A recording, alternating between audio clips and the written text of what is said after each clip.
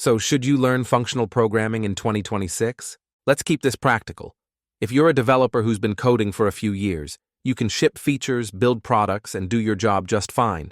But you feel like your way of thinking about code hasn't really changed in a long time, then this question actually matters. Functional programming isn't about replacing everything you're using today. It's valuable because it forces you to think differently. And sometimes, that shift in thinking alone is worth the time investment. When people say functional programming, it often sounds vague. But what really changes your mindset isn't using map or reduce. It's pure functional programming, working with immutable data, pure functions, and tightly controlled side effects. And the clearest way to experience that mindset is through languages that were designed around it from the beginning. Each functional language was created in a different era to solve different problems. If you look at them in order, you can actually see how functional thinking evolved, from academic roots to real-world applications. 1. Haskell, the foundation of modern functional programming. Haskell was released in 1990, and it's still considered the reference point for pure functional programming. What makes Haskell special isn't the syntax. It's how aggressively it pushes you to think in terms of types and logic before execution. Haskell draws a very hard line between pure code and code with side effects.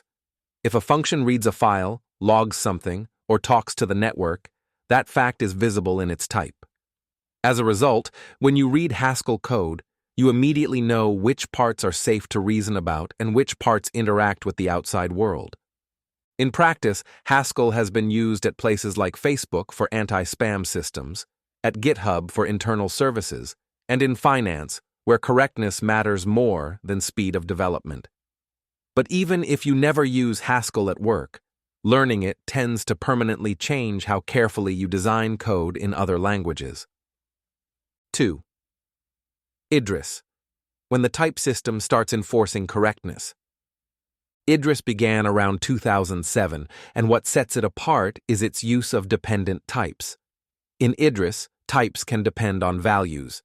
That means your type system can express rules like, this list has exactly n elements, or this value only exists if a condition is satisfied.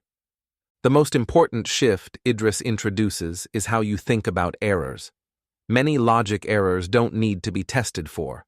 They simply become impossible to express in code. Correctness moves from runtime checks into the structure of the program itself. Idris isn't widely used in production, but it's extremely influential for understanding how powerful type systems can be.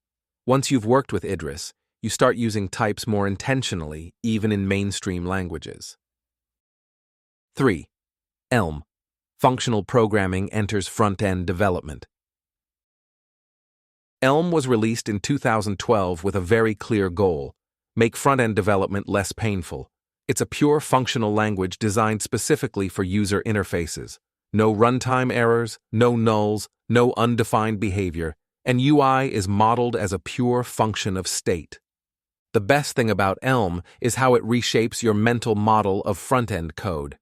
Instead of thinking in terms of events triggering other events, you think in terms of state changes producing new views. Everything becomes predictable and easy to reason about.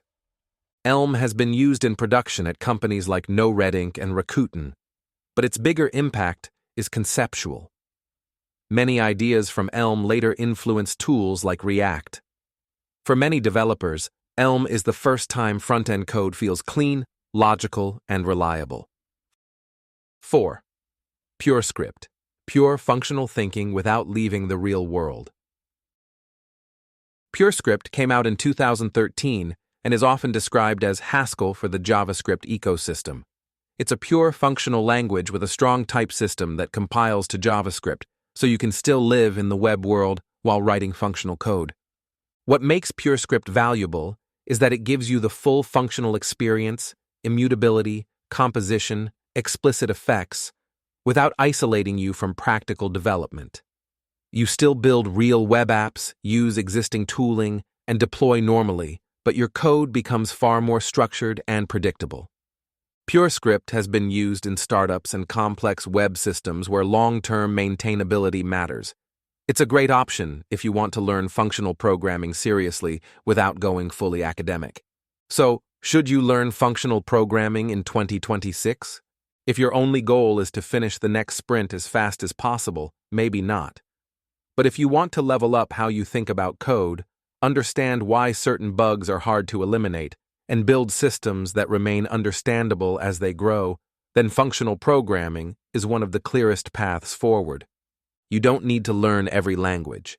You just need to go deep enough with one of them for your mindset to shift. After that, the value becomes obvious on its own.